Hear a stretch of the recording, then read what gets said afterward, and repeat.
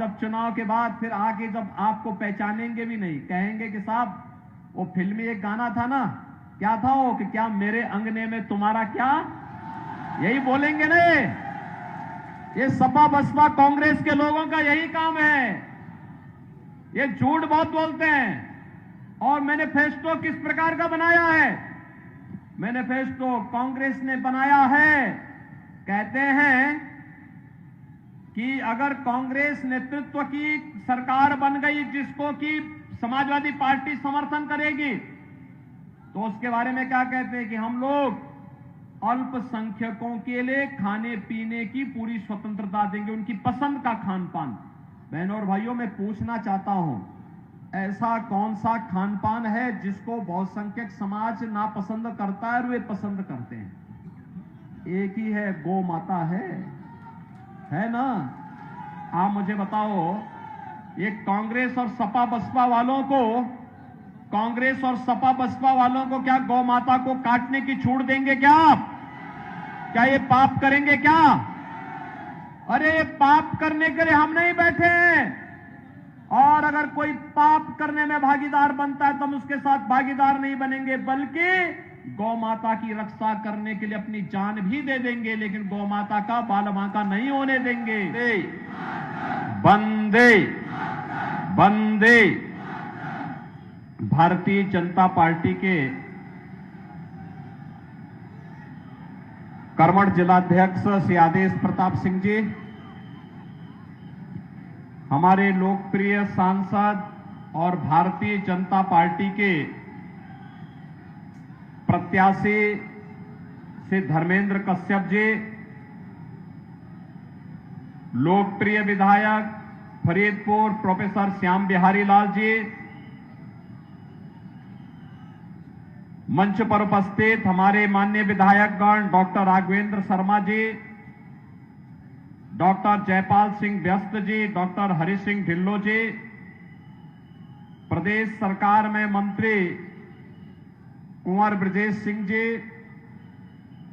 इस क्लस्टर के प्रभारी पूर्व मंत्री श्री सुरेश राणा जी, विधान परिषद सदस्य और क्षेत्र के क्षेत्रीय प्रभारी श्री संतोष सिंह जी, मंच पर उपस्थित भारतीय जनता पार्टी के हमारे सभी पदाधिकारीगण और भारी संख्या में आंवला विधानसभा क्षेत्र से जुड़े हुए, आंवला संसदीय क्षेत्र से जुड़े हुए फरीदपुर विधानसभा के और संसदीय क्षेत्र से जुड़े हुए सभी मेरे उपस्थित बहनों और भाइयों, इस पावन धरा को, जो पौराणिक भूमि है, इस पौराणिक भूमि को, ऐतिहासिक भूमि को कोटि कोटि नमन करते हुए मैं आप सबका हृदय से अभिनंदन करता हूं।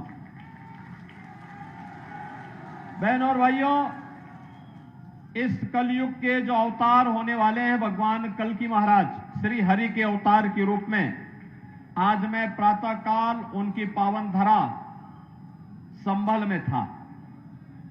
संभल से बदायूं गया और मुझे पता लगा जब मैं संभल में पहुंचा था तभी फरीदपुर में ये भीड़ यहां आ चुकी थी, और पिछले 2 घंटे से आपने उत्साह और धैर्य के साथ यहां पर भारतीय जनता पार्टी के प्रत्याशी को अपना आशीर्वाद देने के लिए आए हैं। सचमुच यह हम सबको अभिभूत करता है। मैं इसके लिए आप सबका हृदय से अभिनंदन करता हूं, मैं आपका स्वागत करता हूं। बहनों और भाइयों, चुनाव के तीसरे चरण में आपको मतदान करना है। 7 मई को आप भी लोकतंत्र के महापर्व में भागीदार बनने जा रहे हैं, और भारतवासियों के लिए लोकतंत्र का पर्व गौरव का क्षण होता है, क्योंकि यह पर्व ऐसा पर्व है जो हमें अपनी सरकार को, अपनी पसंद की सरकार को चुनने का अधिकार देता है। अगर सरकार गलत काम करती है, उसको सत्ता में हटाने की ताकत जनता जनार्दन के पास है, और कोई अच्छा काम करता है उसे सत्ता के सिंहासन सौंपने का काम भी हमारी जनता जनार्दन करती है। और इसलिए इसमें भागीदार बनना अपने लोकतंत्र को मजबूत करने जैसा है। और बहनों और भाइयों, इस लोकतंत्र के महापर्व में आपसे अपील करने के लिए मैं आया हूं आपके बीच में। आपने देश के अंदर कांग्रेस, सपा, बसपा के कार्यकाल को भी देखा है और भारतीय जनता पार्टी के नेतृत्व में मोदी जी के भी कार्यकाल को आपने देखा है। बहनों और भाइयों, दोनों के कार्यकाल आपके हैं। नीर चीर विवेक का परिचय देकर के हम सबको आज निर्णय लेने की स्थिति में आना होगा। और मैं इसीलिए आपका आह्वान करने के लिए आया हूं कि 2014 के पहले का भारत, बहुत पुरानी बातों पे नहीं जाना चाहता, लेकिन मैं केवल 2014 के पहले का भारत और 2014 के बाद के भारत में ही आपसे चर्चा करना चाहता हूं। बहनों और भाइयों, 2014 के पहले का भारत दुनिया में सम्मान नहीं था, देश की सीमाएं सुरक्षित नहीं थी, आतंकवादी गतिविधियां बढ़ रही थी, जगह जगह विस्फोट हो रहे थे, नक्सलवाद तेजी के साथ पांव पसार रहा था और बहनों और भाइयों, विकास के कार्य ठप पड़े थे क्योंकि भ्रष्टाचार चरम पर था, गरीब कल्याणकारी योजनाएं ना के बराबर थी, बेटी और व्यापारी दोनों सुरक्षित थी और आस्था के साथ खिलवाड़ होता था। तब की सरकारें कहती थी, कांग्रेस की सरकार कहती थी कि राम हुए ही नहीं, कृष्ण हुए ही नहीं, और समाजवादी पार्टी के लोग कहते थे कि अगर जय श्री राम बोलोगे तो अंदर बंद कर देंगे, और अयोध्या कोई जाएगा तो अयोध्या के बारे में कहते थे कि परिंदा भी पर नहीं मार सकता। बोलते थे ना, बोलते थे ना। और 2014 के बाद का भारत देखिए, दुनिया में सम्मान बढ़ रहा है, सीमाएं सुरक्षित हैं, आतंकवाद और नक्सलवाद पूरी तरह समाप्त हुआ है। अब तो कहीं जोर से पटाखा भी फट जाए ना तो सबसे पहले पाकिस्तान सफाई देता है कि नहीं, मेरा इसमें हाथ नहीं है, क्योंकि उसे मालूम है ये नया भारत है। नया भारत छेड़ता नहीं है, लेकिन कोई छेड़ता है तो छोड़ता भी नहीं है। और इसीलिए पाकिस्तान सबसे पहले सफाई देता है, कहता साहब मेरा हाथ नहीं है। बहनों और भाइयों, एक तरफ सुरक्षा और सम्मान और दूसरी तरफ विकास और लोक कल्याण। विकास के कार्यों के लिए highway, railway, metro, IIT, IIM, medical college, हर घर नल की योजना ये भी मिल रही है। और साथ साथ गरीब कल्याणकारी योजनाओं में केवल आपको मैं तुलना करना चाहता हूं बहनों भाइयों, आप कांग्रेस, सपा, बसपा की सरकार को देखे होंगे। 2014 के पहले लोग भूख से मरते थे, किसान आत्महत्या करता था, नौजवान पलायन करता था, बेटी और व्यापारी सुरक्षित नहीं थी। 2014 के बाद पिछले 4 वर्ष से 80 करोड़ लोगों को फ्री में राशन की सुविधा मिल रही है कि नहीं मिल रही है? 60 करोड़ लोगों को स्वास्थ्य सुविधा का लाभ दिया जा रहा है। आयुष्मान भारत में 5 लाख रुपए के सुविधा।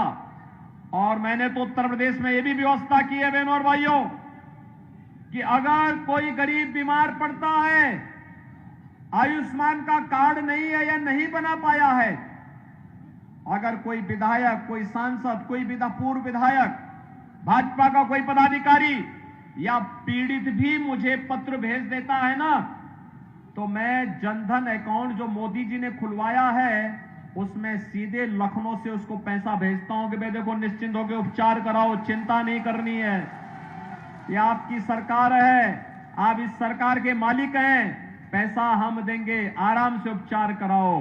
क्योंकि मोदी जी ने 50 करोड़ गरीबों के जनधन अकाउंट भी खोल दिए हैं। किसान आत्महत्या करता था कांग्रेस, सपा, बसपा की सरकार में, अब 12 करोड़ किसान को किसान सम्मान निधि मिल रहा है। नारी गरिमा की रक्षा के लिए घर घर शौचालय बन गए। और पहले तो ये कांग्रेस और सपा बसपा के लोग कैसे थे रसोई गैस देते नहीं थे, केरोसिन ब्लैक हो जाता था। और अगर पर्व और त्योहार के दिन किसी ने अपने घर में रसोई गैस का सिलेंडर रखा है और सिलेंडर समाप्त हो गया और वो सिलेंडर लेने के लिए गया, सिलेंडर तो मिलता नहीं था, या तो पुलिस की लाठी बजती थी, और अगर घर सुरक्षित आ ही गया, खाली सिलेंडर है, तो घर में बेलना की मार अलग से पड़ती थी। यानी ये लोग बाहर भी पिटवाते थे, घर में भी पिटवाते थे। लेकिन बहनों और भाइयों, 10 करोड़ लोगों को फ्री में रसोई गैस का कनेक्शन आज मिल गया कि नहीं मिल गया? और आज हम आपको आश्वस्त कर रहे हैं, जिसके पास रसोई गैस का कनेक्शन नहीं, भाजपा के सांसद, विधायक जो भी हैं, आप इनसे कह करके किसी भी एजेंसी में जाएंगे, आपको फ्री में कनेक्शन मिल जाएगा।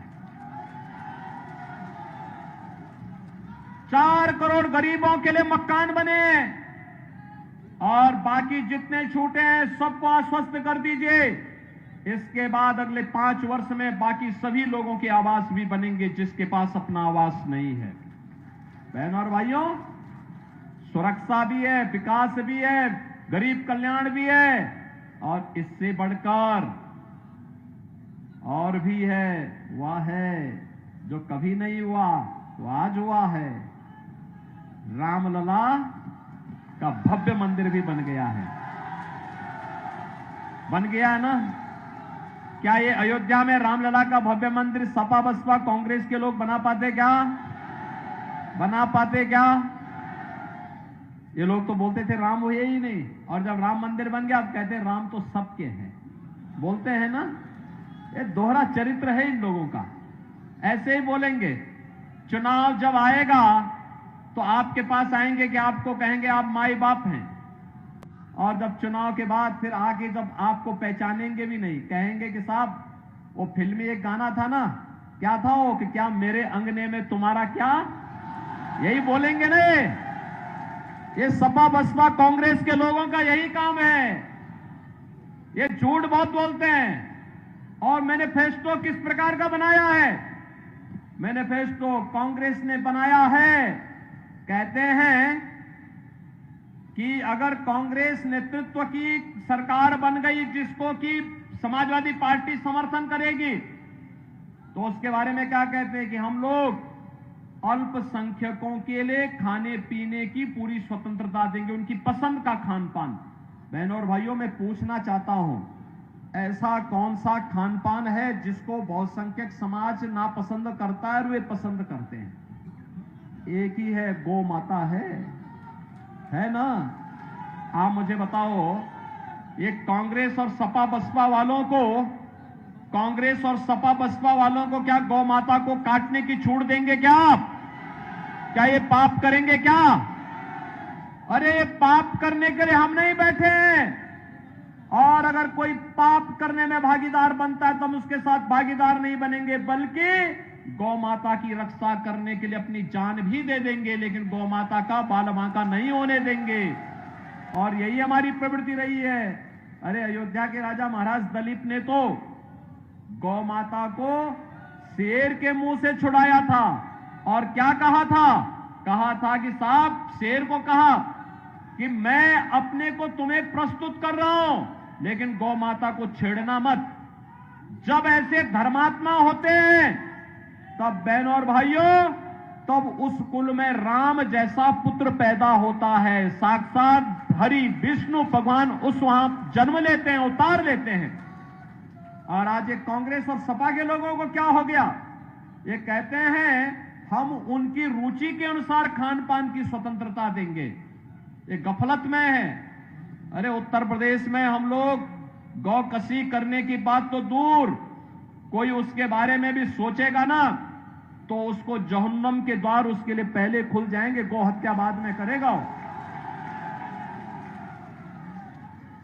और इसलिए बहनों और भाइयों, एक तरफ ये लोग आपकी आस्था के साथ खिलवाड़ करने के आदी रहे हैं और आगे भी करेंगे, और दूसरी तरफ पिछड़ी जाति, अनुसूचित जाति और जनजाति को मिलने वाले आरक्षण पर सेंधमारी करने का प्रयास कर रहे हैं।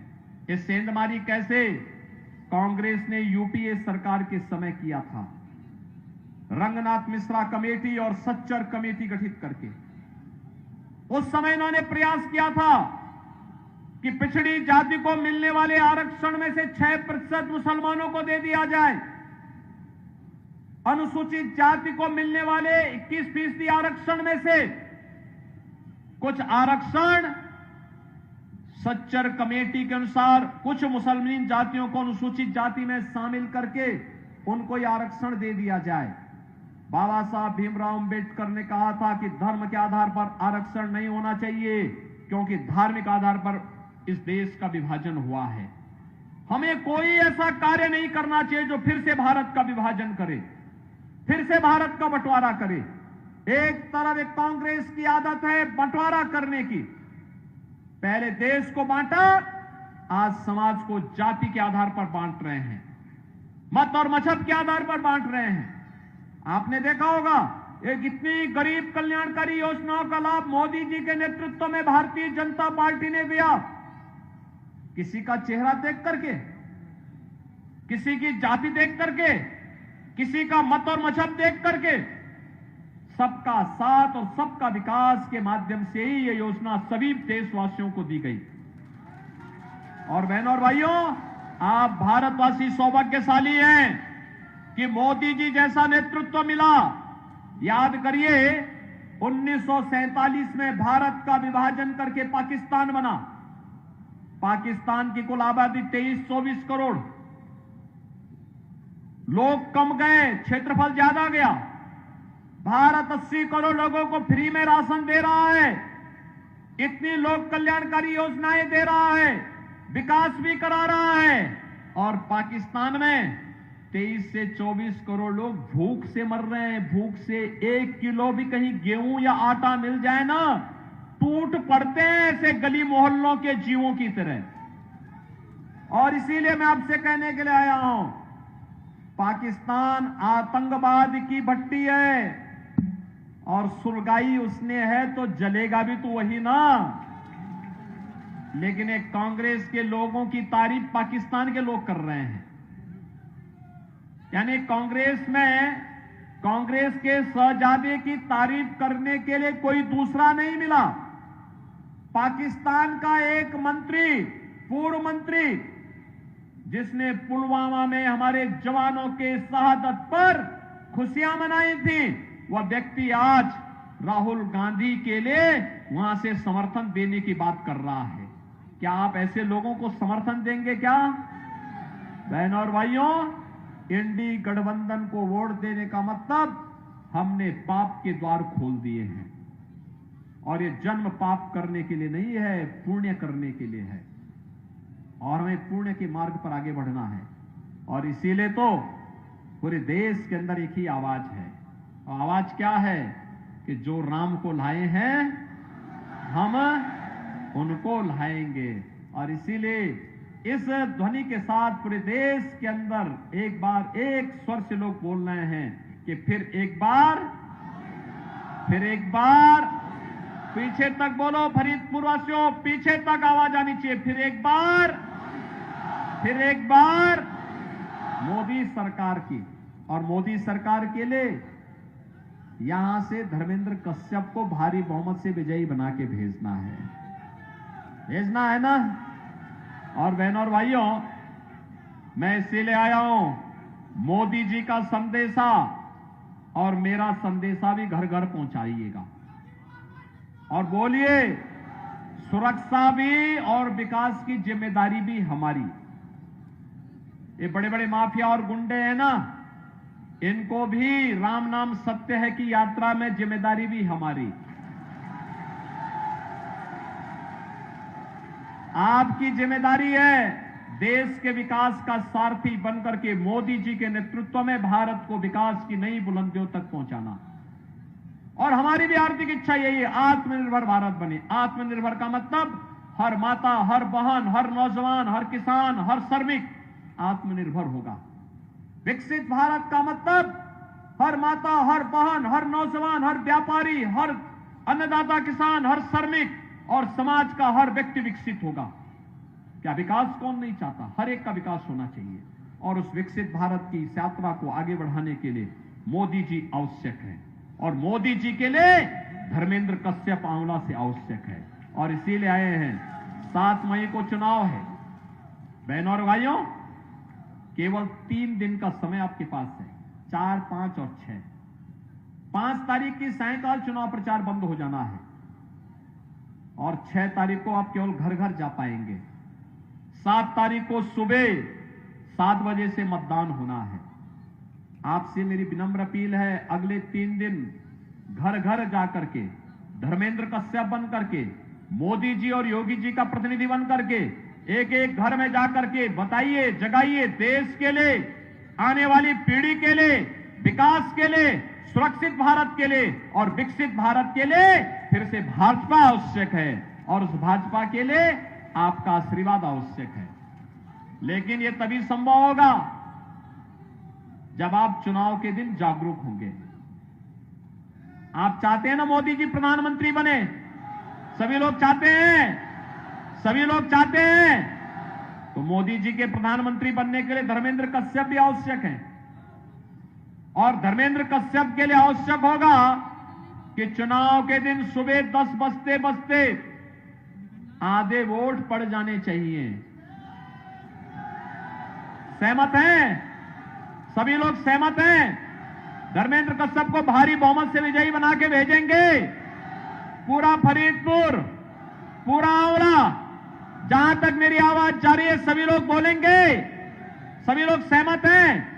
तो फिर मेरे साथ बोलेंगे, भारत माता की, भारत माता की, भारत माता की जय श्री राम, जय जय श्री राम।